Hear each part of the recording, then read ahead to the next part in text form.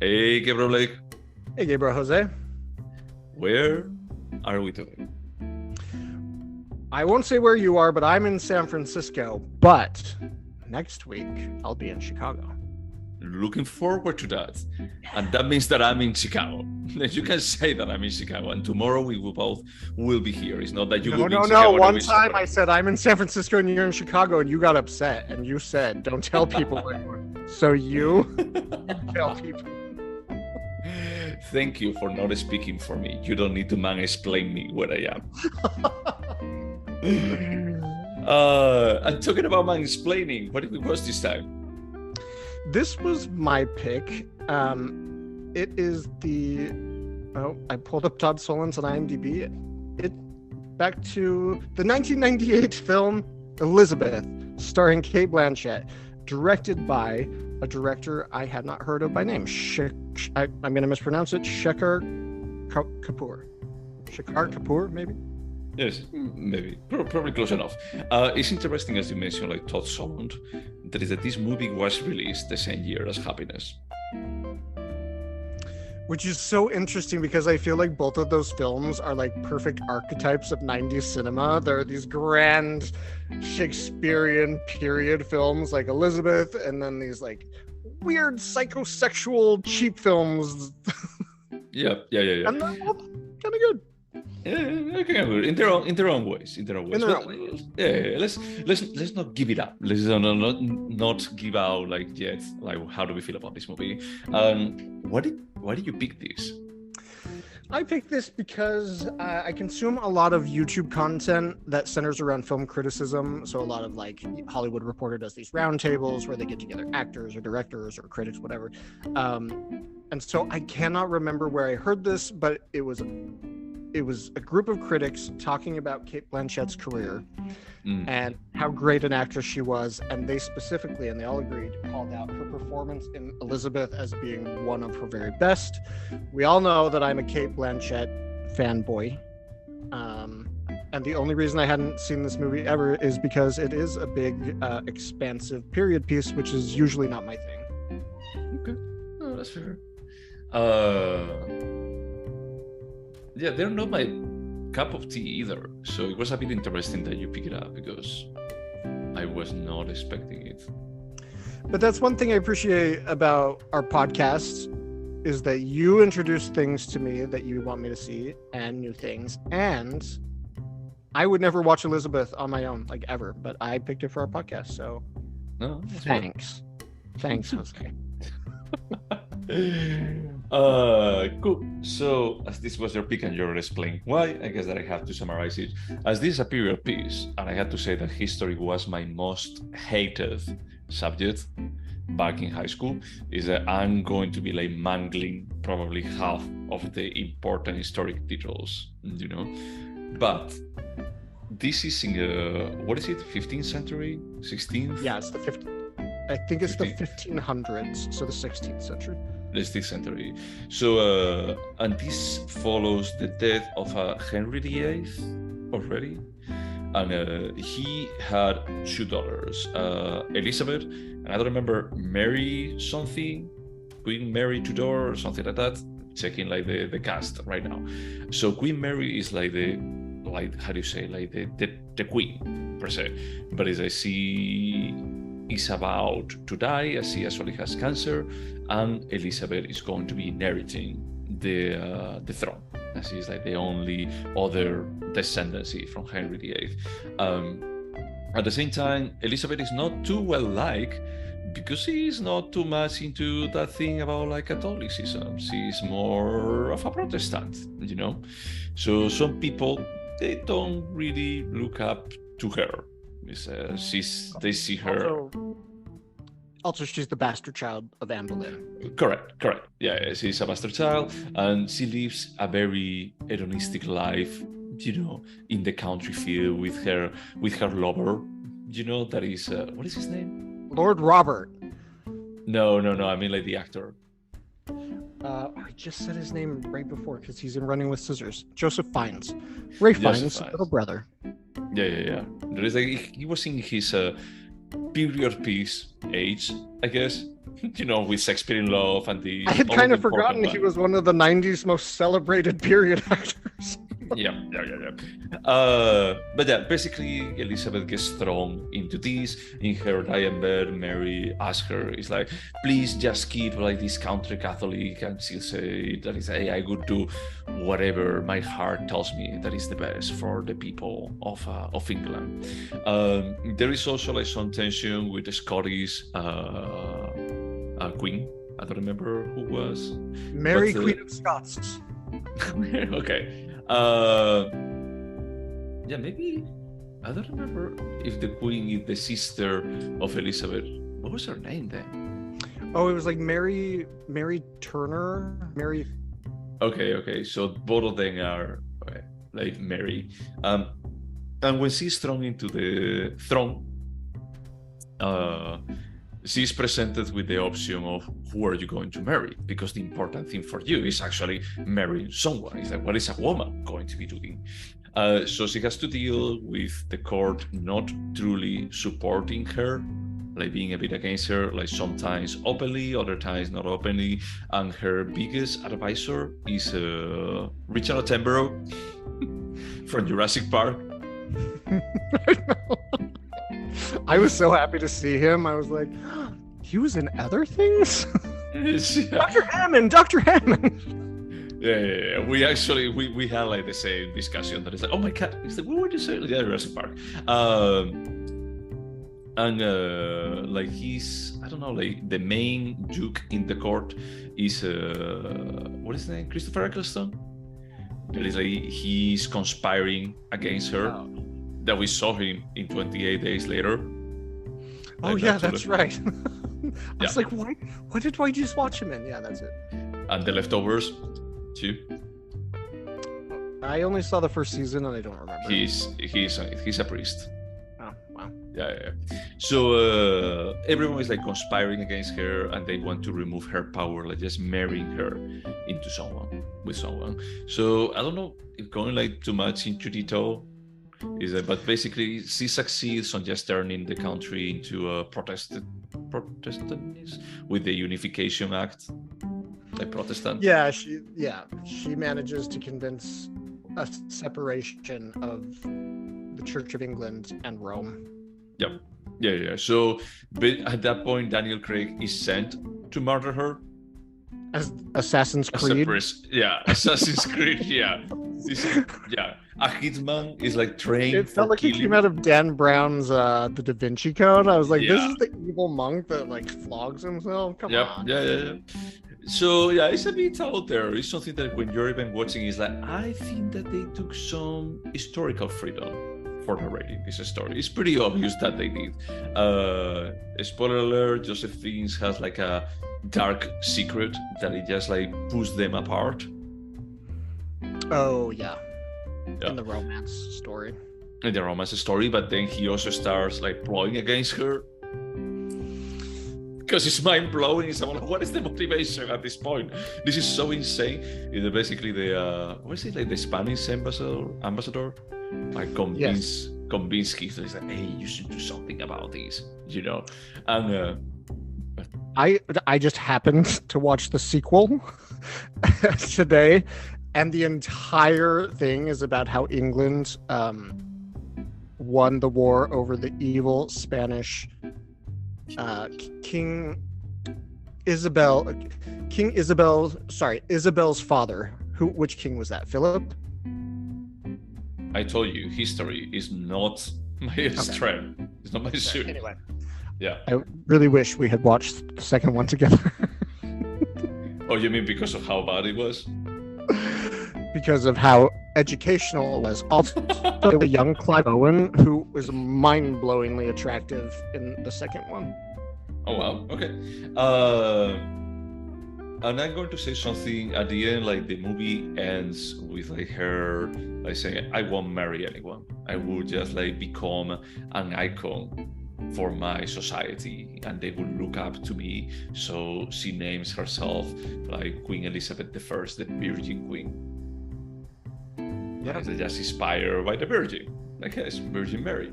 And before that is that we have a lot of, how do you say, I don't know if you would agree with this, but I'm pretty sure that this director or whoever brought this story, Michael Hurst, took inspiration from The Godfather. Yeah, I had that same. I didn't initially go to The Godfather. I immediately went to Shakespeare. I was like, they're trying to make this like King Lear, where like, builds up to this one incredibly. I mean, it's exactly what The Godfather did. When you said it, I was like, "Yep." But I think they did try to do that, and I think they did it reasonably well. Yeah, I'm gonna take that back. I think they did it well. Yeah. I mean, I think that they do it. I would tell you, this was an entertaining movie. And it's like, you know that they are going to be like taking too much freedom, aligning the events however the fuck they want for just having this big payoff at the end. But it was enjoyable to watch, like enjoyable to follow all of the historical context. Of course, how they are depicting the Spaniards is a bit of a sure. But these countries didn't get along that well for centuries. So I'll allow it. That may be a bit accurate. Honestly, I if you had seen the second one, I was going to pick your brain about the historical accuracy, but if you don't know the history, then fuck you, I don't want to hear what you have to think. I mean, I could check it, but it's like, yeah, sure. I could check it too. I just thought maybe you knew the history of your people. So it took a little bit to get into the like visual vocabulary and the verbal vocabulary of a period piece, but for me that pretty quickly went away for everything you said. Like, this was super compelling. Like, I had a hard time like walking into the kitchen to grab a drink and coming back. I was like, and if I did that once, I missed important information and had to rewind it. I thought it was great, and I think it's important to call out, if people actually know history, that she became queen at 25 and she ruled for 40 years, and they were broke basically when she took the throne, and by the end Britain was the richest country in Europe, and she did a lot of good for the country, and it seems like it was because she was more logical thinking and she realized what the people needed to be, and she became that thing, which was like you said, Mary the Virgin. Basically like Michael Corleone. Yeah, it's really weird, the second one, and I know we're not reviewing it, but they try and turn her into like a lesbian man-hater, but she's still deeply in love with Clive Owen, but she can't be with him, so she makes her lesbian maid and Clive Owen get together, and she makes herself a cuck on the throne, and then Clive Owen gets her pregnant. What the fuck? And then the British Army has to go up against the Spanish Navy, and somehow Clive Owen single-handedly jumps into the ocean and defeats the Armada. Yeah, probably that didn't happen like that. I mean, I know that they lost a couple of wars, but yeah. But I'm annoyed because I felt like this was, even if it was a grandiose kind of way to look at her taking the throne and solidifying her monarchy, because it's really in question at beginning, like, because she's not married, she's young, she's a woman, she's a Protestant, and I thought they showed the brilliance. She's a bastard. She's a bastard, but she's also like a kick-ass feminist hero. Like, holy shit, that's amazing, all the stuff she did. Yeah. But what is the interesting thing is like the movie, and I was reading about it, is that the movie presents you that is like she succeeded because of the good advisors like Richard Attenborough and what's the name? Geoffrey Rush. Geoffrey Rush, that is like they do like quite a bit of nudging towards like the right direction, And what but she rejects all of the regular advisors. Geoffrey Rush isn't even supposed to advise. They're like, why are you even talking to him? And he's the voice of reason. And she's like, I'm going to listen to this guy. Because he's the only Protestant in there. Oh, was he? Yeah. That's what they meant when they said you're not part of the majority or whatever. Correct, because it's like he was exiled, he had been banished, and it's like he comes back into the country when they say that it's like, oh, Elizabeth is going to be like us being the new. I didn't catch that. No, you're right. But one thing that I was reading is like, the historical context that we have about her is that, she had advisors, but it's like she didn't depend on her. It's like from the beginning, it's like she was really independent and she knew like way better than the rest. And here, like, we are presented like a character that he grows into the role that is needed. And similar to Michael Corleone, that's the reason why I said, like, dude, this is the Godfather. I mean, he's missing like a dead horse head, but he's still the Godfather. Yeah, no, you're completely right. When you said that, it just clicked. And I knew that final scene, I was like, which Shakespeare play is this? Because we just recently watched this. No, it's the ending of The Godfather Part 2. Yeah. It's that everyone dies and you accept about like, hey, now you have the approval. Yeah. So I liked it. I thought it was good. I liked it way more than I thought I did. I thought I would, and I thought I would walk away and be like, this is technically a good film, but I didn't so much enjoy it. This was technically mostly a good film, and I really enjoyed it. I agree. I think that I'm going to give you something away. We were supposed to watch 2 movies today. Son of a bitch. And let's say that someone forgot to watch about the second film. But without like disclosing, or maybe disclosing who, I would say that is I say that it's like a technically competent movie. The other one is a technically superior movie, but it's like this was surprisingly enjoyable to watch. This was like good, like not really like a blockbuster. I would say that it's not really like an epic. It's almost an epic. Yeah, it's an epic. Yeah, that's a good definition. But it's like it's mainstream enough and not dumbed down for just like being enjoyed.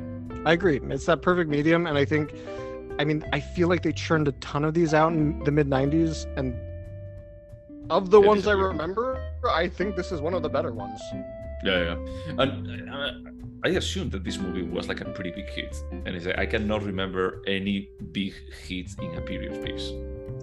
I remember this was rated R, so I couldn't see it, but this was a very, very big deal, and then I think it had a second wave of attention because it got so much Oscar attention, and I think this was Cate Blanchett's first Oscar win.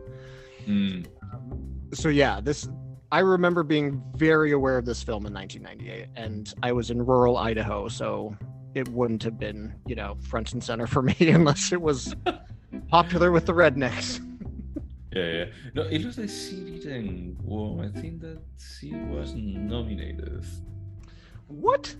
So what does she have 2 Oscars for? Carol? And Blue Jasmine, no? She won for Blue Jasmine.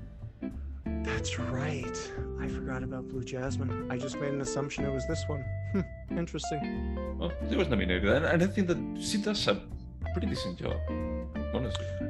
I think she does extremely well, but I think that period acting is a very specific type of acting that I don't appreciate that much. It's like stage acting, right? The way you act on stage is not the way you act in film. Oh my god, did you know who won that year? 1998? Yep. No. You're going to hate this. Gwyneth Paltrow for Shakespeare in Love. Oh, that's... So it's like Shakespeare in Love, okay. Shakespeare in Love completely annihilated this movie. It's the kind best of like art last direction. year when Michelle Yeoh won, when she should not have won. Poor Cate Blanchett. Yeah. Well, whatever. I mean, sure. Let's just leave it there. We don't have to go like deeper. But Judi Dench also won. I have forgotten that Gwyneth Paltrow had won. Oh my god. Judi Dench was really good in Shakespeare in Love. Gwyneth Paltrow was good? No, Judi Dench. Judi Dench was. Oh, okay. My English teacher in 8th grade took it upon himself to edit everything bad out of Shakespeare in Love and then played it to us on a VHS, and it was like 20 minutes long. And I was like, why did you show us this? Also, fun fact, many years after I left high school or graduated from high school, that same teacher got arrested for embezzling like $20,000 from the school system. Fun times. That's a very fun fact that you just shared with us, so thank you. Should we go over the questions? Yes. Would you watch it again? Surprisingly, yes. I liked this movie a lot. I mean, I liked it enough to rent Elizabeth the Golden Age. And to be honest, even though it has like 25% on Rotten Tomatoes, I honestly thought it can't be that bad. It's the same director, many of the same cast. They're just going to be upset it's not the first movie. Elizabeth the Golden Age is really, really bad. Like, really bad.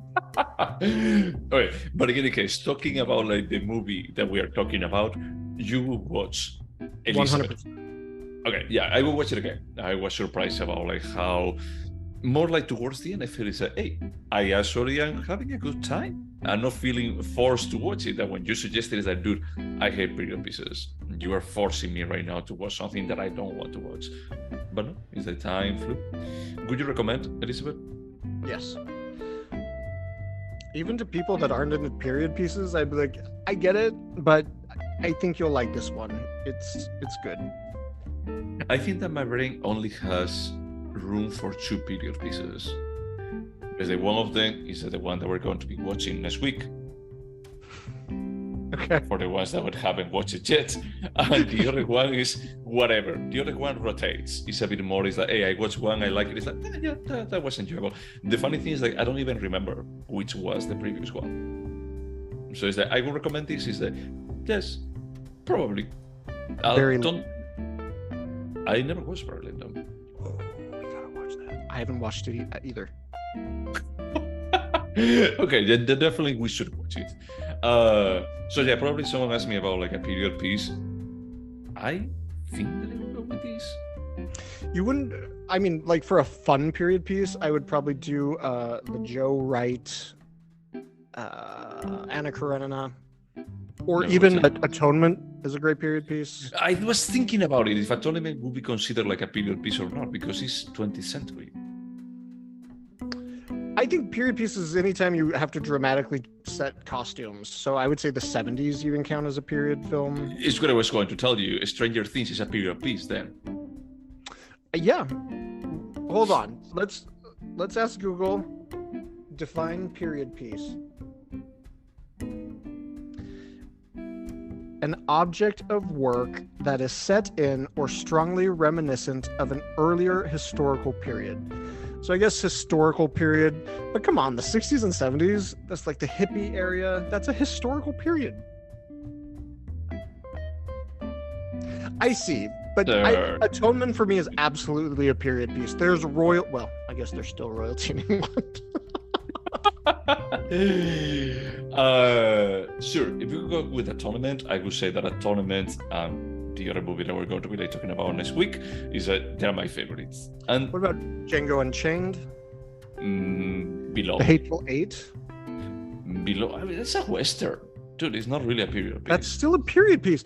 That's a historical period when the Wild West was being won. No, what I think about like the period piece is a bit more about like just narrating like a bit more, almost like a slice of life or some kind of historical event. You know, is the Django Unchained. I just feel like, hey, we are just talking about like slavery emancipation for a single person. It's not about like a period piece of talking about like slavery as a whole. Well, interesting. And on Atonement, I just feel like, hey, it's like a war movie.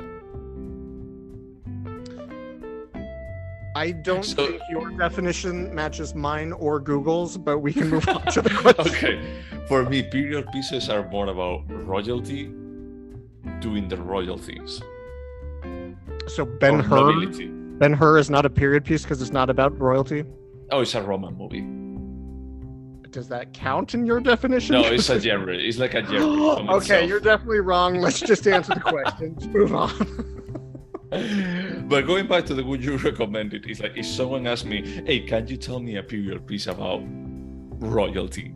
So I would be like, yeah, Elizabeth. Probably I won't remember it, but yeah, Elizabeth. And this actually takes us to the next one. Would you remember it? My answer is no. I like history. I just don't remember any of it. Like, I'll watch every Roman Empire documentary on YouTube. Well, that shit I do remember. Maybe I'm gonna set a calendar reminder. 1 year from now, tell Jose what you remember about Elizabeth. Yeah, just tell me, because you know that when I read it. So, what did you know about Elizabeth? What's that movie called, Elizabeth? I won't remember. I'm going to forget a Cate Blanchett movie, but if you don't respect her, it's fine. Sure. Is there anything artistic about Elizabeth? Before I answer that, you know that there's this story told from the perspective of Mary, Queen of Scots, that came out in 2018 that stars Saoirse Ronan and the woman who plays Itanya. Margot Robbie? Yeah, so Margot Robbie is Mary, Queen of Scots, I think, and Saoirse Ronan is Elizabeth? I think so. The movie is called Mary, Queen of Scots, 2018. There's Saoirse Ronan and why can't I remember her name? 2018, Margot Robbie. Margot Robbie. Oh well. Oh, Saoirse. Is Saoirse Ronan here? Oh yeah, she is. The whole thing is her versus Saoirse Ronan in a battle for the throne. Well, we already know that Margot Robbie won. It's a pretty cool cast. But it would be interesting to see the story told again from a different perspective. I'm not asking you to watch this at all. I will never ask you to watch a period piece. Well, 6 more months. You have 6 more months free of period pieces. My definition of period piece is not yours. Look, I'm fine watching a tournament tomorrow if it's needed, but it's like, don't make me watch another royalty period piece for a while. One more question for you personally, then we can go on to the formal questions. Not the seventh continent. Don't tell me the hour or the wolf or the time of the wolf, whatever. No, the one where chess is being played on the beach in medieval times. Oh, the Seventh Seal? The what? Oh no, I thought they were going to say like the one you hate by Ingmar Bergman, where the Seventh Seal. The Seventh Seal. Is that a period piece or not? He's a fucking knight in medieval times. You're gonna tell me that's not a period piece? So, I mean, it's just a bullshit movie. It's a turd. I'm sorry. It doesn't even qualify as that. Fine. Next question. Will I remember this? No. Okay. I already said that now. Is there anything artistic about Elizabeth? Yes. What is artistic about it? I think the performances are not universally, but there are some really good performances. I mean, Geoffrey Rush is just outstanding, I think, in everything he does. Cate Blanchett's really good. I think even Joseph Fiennes didn't even seem to be too bad. Shut up. I love him. I think the costumes, I really hope the costumes at least beat Shakespeare in Love. God damn it.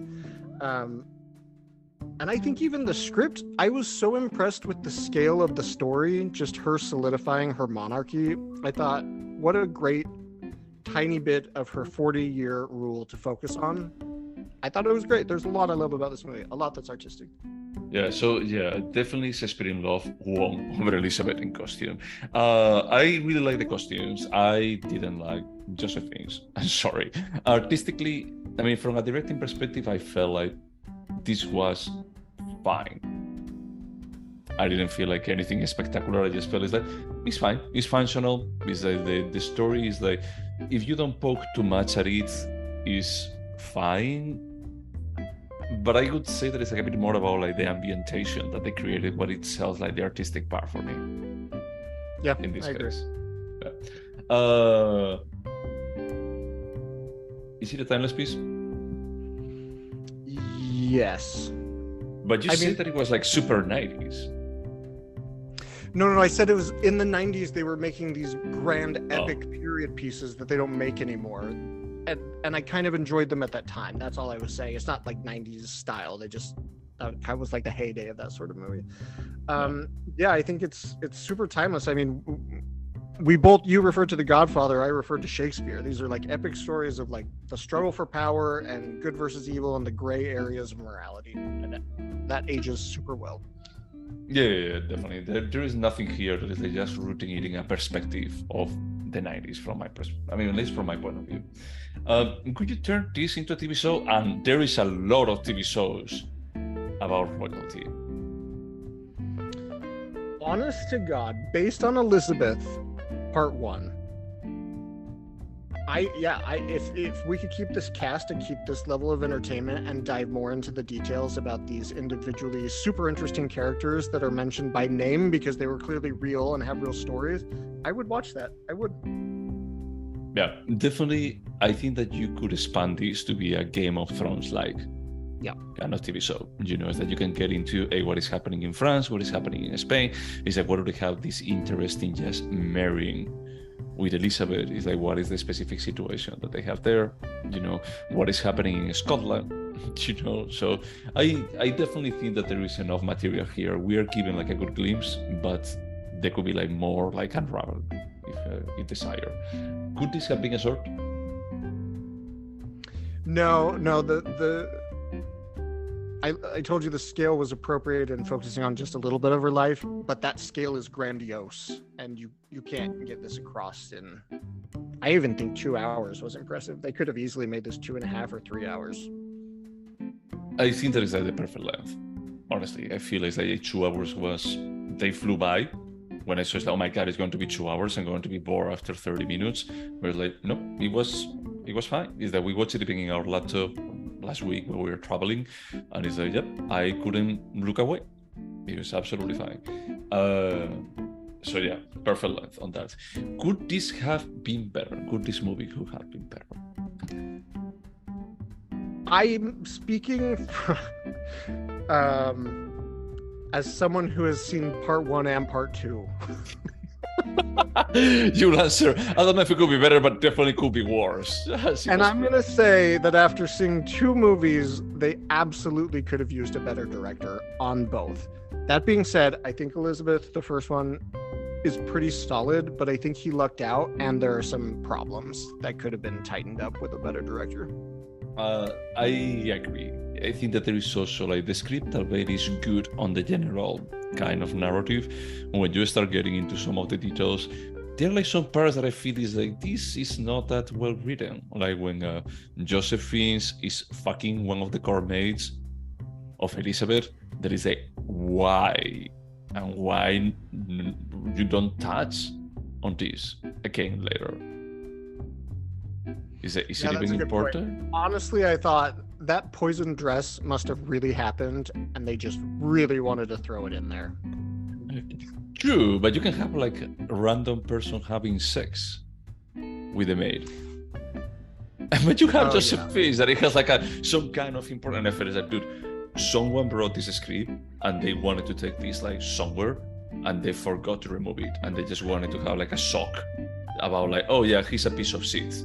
You know, so that's a good point. I bet there was more story that they even shot about Lord Robert fucking around after Queen Elizabeth dumps him, and they left this one thing in. Yeah, because it was important for just seeing like how close the danger was. And the scene with Daniel Craig like starting to just like walk towards Elizabeth. I'm sorry, there is like some suspension of disbelief that is required while watching this movie. That, as you said, is like it's Dan Brown level. It was like cartoonish, that scene. Yeah. And also, she doesn't mention the assassin to anyone. Hey, there was a man that ran towards me in a dark robe. Maybe mention that. Oh yeah. They tell her later. They say, "Hey, by the way, the Catholic Church has sent this guy." And it's like, oh, yeah, it's the guy that was trying to kill me. Is that you, as the Queen, should be a bit more aware of the risk that you are exposed to? But yeah, sure. But yeah, these were all the questions. So we score it? Yes. This is my pick. So you have to score first. My score is a 7. Honestly, my score was going to be an 8.5 until we just listed all those problems. So I bumped it down to a 7.5. Don't get me wrong, I had a good time watching it. It's like, I'm not criticizing. I started with a 7 and I ended with a 7, you know, like from the perspective that is like, hey, this is enjoyable cinema. I wish that all cinema was like so, you know, at least enjoyable. But the last one that we discussed about, that it was I, Tonya, is that I felt is like, dude, there is there is like significant meat behind this and significant like creative writing on the script for actually just like making me feel like, hey, this is a step beyond. This feels a bit more like, hey, look, you got a good material, you tinker it for just make it like cinema palatable, but beyond that there are like some gaps that, as you said, is like I think that the director lack out. Yeah, no, I agree. I think everything you said has some truth. That being said, all of those problems, like for you, it sounds like did not affect my ability to enjoy it, with the one exception of that Daniel Craig scene, which I wish didn't exist. I was like, what did this just turn into? But it's one scene. And The Godfather. It's the Godfather. It's like, come on. It's like when the Pope, I think that is the Pope, directly the Pope is telling him to, it's like, you have to go to England and you have to kill this heretic. It's like, dude, this is bizarre. This is almost like when they go, I think that is in the Godfather 3, when they go to Rome. And they take over the corporation. Isn't that? That's when they go like for just getting like the stamp about like yeah he can take over like this corporation, and it's like they kill also like I think that it was like a killer, like a hitman priest that it falls like in the, that was like the part of it is like maybe it happened, but there are like better ways of presenting this. I would correct you, but I have not. I don't know anything about the Inquisition besides that it was brutal and awful and murdery. Yeah, no, that's fair. Cool. So as this was our pick, I guess that I had to pick Nest. Yeah, I'll watch it. To watch it this time you will watch it. Cool. So yeah, for just like pulling the, how to say, like the curtain back, is like from time to time we do like double features. It's like as we are traveling like so often, or I'm traveling for work like so often, and I cannot record when I'm traveling, it's like we try to catch up with having like double features. And this time it looks like only one of the parties understood the assignment. I understood, I just forgot it. But yeah, the next time is that we're going to be watching the other royal period piece that it comes to my brain. That is actually the favorite. Part 2. Oh, definitely sorry. not. Yes, definitely not. I didn't watch it, but if I did, given your assessment that you gave, probably it would come to my brain. Not for I'm a good very reason. excited to see the favorite because you loved it. I recall I really liked it, and Yorgos Lanthimos just won Venice, right? It's Venice he won? Oh yeah, he did for His new film, PCC. so yeah. I'm super. Is there like a release date for that one? For Precious Things versus? I don't think so. This seems to be the kind of film festival darling that will parade around for like 6 months. Oh my god. Okay. I'm release sure it'll get a release date right before New Year's. 8th of December, but maybe it's Yeah. like a limited release. It's going to be LA, New York, and we're going to be able to see it in. Well, I don't know how quickly those movies come to Chicago. They don't come to San Francisco that fast. There is the International Film Festival like starting in a couple of weeks in Chicago. I had to check. I mean, I would be like really surprised if they bring something such a big name as this, but I had to check. Yeah, but if they're really going for awards, they're going to want to put on every poster the winner of the Chicago Film Critics Film of the Year, the winner of New York's Film Critic of the Year. Oh, that's true. Yeah, that's true. Good man. Anything else to say about Elizabeth? It was just surprisingly pleasant to watch this period piece. So, good for us for stepping outside of our comfort zone. I like it. It's like a gold star for us. We did good. Come on. And to everyone out there listening to us, thank you so much for putting up with us. And get your new vaccine. Get the new vaccine available for COVID. Do it. Yeah. It's a good replacement for washing your hand. At that point, they start like just licking the walls or whatever is needed. You are vaccinated. It's fine. It's enough. Nobody's washing their hands anymore. Nobody. Okay. Bye.